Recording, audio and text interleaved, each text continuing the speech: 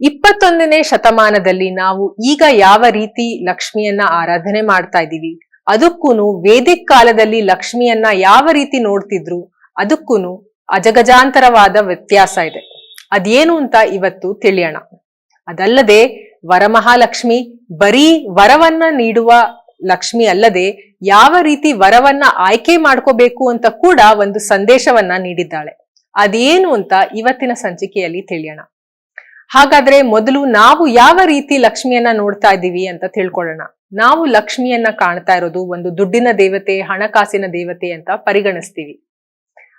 ಆದ್ರೆ ಲಕ್ಷ್ಮಿ ಅಂದ್ರೆ ನಿಜವಾದ ಅರ್ಥ ಏನು ಅಂತ ತಿಳ್ಕೊಬೇಕಾದ್ರೆ ಆ ಪದ ಲಕ್ಷ್ಮಿ ಅನ್ನೋ ಪದದಲ್ಲಿಯೇ ಅದರ ಅರ್ಥ ಇದೆ. ಲಕ್ಷ್ಯ ಅಂತ ಏನ್ ಹೇಳ್ತೀವಿ, ಗೋಲ್ ಅಥವಾ ಗುರಿ, ಲಕ್ಷ್ಯ ಅನ್ನೋ ಪದದಿಂದ ಲಕ್ಷ್ಮಿ ಬಂದಿದೆ.